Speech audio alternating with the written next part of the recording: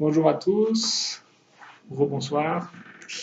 Donc je fais ma deuxième vidéo. Je pense que c'est assez intéressant au niveau thérapeutique, hein, sans que ça soit quelque chose de narcissique, hein, mais je pense que c'est assez important. Et toujours, hein, moi, mon souci, c'est toujours un souci d'information.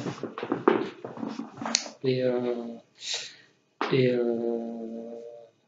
c'est même un acte militant politique, hein, de ma démarche, hein. Donc dans la première vidéo, je disais que les gens mouraient comme début des années SIDA. Bon, je me suis un peu importé, évidemment, la réalité, c'est que les gens sont pris en charge, hein, sur, euh, sur leurs symptômes, hein. Je veux dire, ils vont à l'hôpital, aux urgences. Et donc ils sont maintenus. Quand je disais que les gens mouraient, c'était plus une mort symbolique, hein, une mort. Voilà. Là où les gens meurent, c'est que bon, quand ils n'ont plus trop d'options, c'est le suicide, hein. Je pense à la foriste ou à d'autres gens qui sont, ou à un forestier, hein,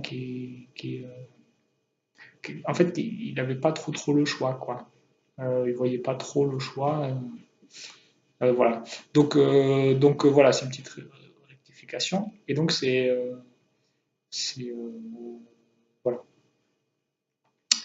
Mais la symbolique du sida, elle est quand même, dans les années 80, elle est quand même prégnante, notamment dans le fait que ces maladies infectieuses qui sont très complexes, avec une diminution du système immunitaire, et un chamboulement du système immunitaire contre le corps. Euh, Bon, ça fait, enfin, je suis pas moi j'y connais rien, mais enfin, c'est plus le professeur Montagnier, là, co-découvreur du virus du sida, qui a un proche atteint de cette maladie et qui, il y a quelques années, était un scientifique et qui n'était pas trop convaincu de la chronicité de la maladie. Et voyant des proches atteints par cette maladie, il a commencé à s'intéresser. Et il a été dans une démarche de révolution de pensée, un peu comme, comme on pu. Oui, il a changé de paradigme, quoi. Donc, si ça vous intéresse, hein, il y a des conférences sur ce qu'il dit. Et donc, maintenant, c'est l'un des défenseurs les plus crédibles, puisqu'il est prix Nobel et que c'est pas un zinzin, quoi. Et voilà. Donc, la comparaison avec le sida, elle est là, elle est dans, elle, elle est, elle est dans cette idée que bon, ces maladies vectorielles transmises par les tiques, ça devient quelque chose un peu de civilisation, quoi. Et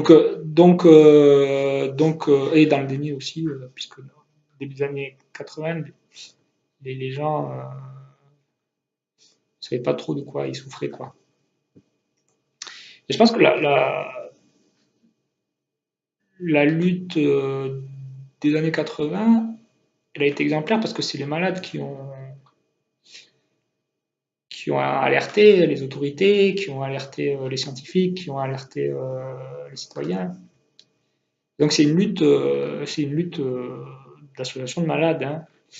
Mais ils ont pu le faire en faisant des actions symboliques et en bousculant toutes les autorités. Ça a été relayé médiatiquement, donc bon. Là, nous, ce qui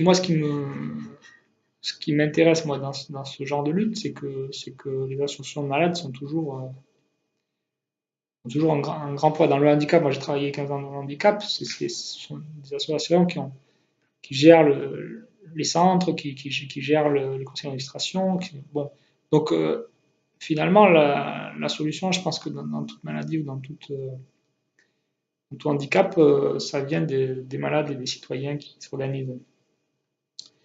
La difficulté de ce type de maladie, c'est que les gens sont vraiment épuisés, hein. Et comme ils ne sont pas pris en charge et qu'ils ne sont pas reconnus, ils sont épuisés physiquement, ils ont du mal à s'organiser et à organiser une forme de lutte. Donc là, c'est mon point de vue, un peu historique, donc c'est intéressant d'avoir un point de vue historique sur ce qui se passe en ce moment. Voilà, donc c'était juste je vais faire petite rectification. Voilà, ben, je vous remercie toujours de m'écouter et voilà, je vous embrasse.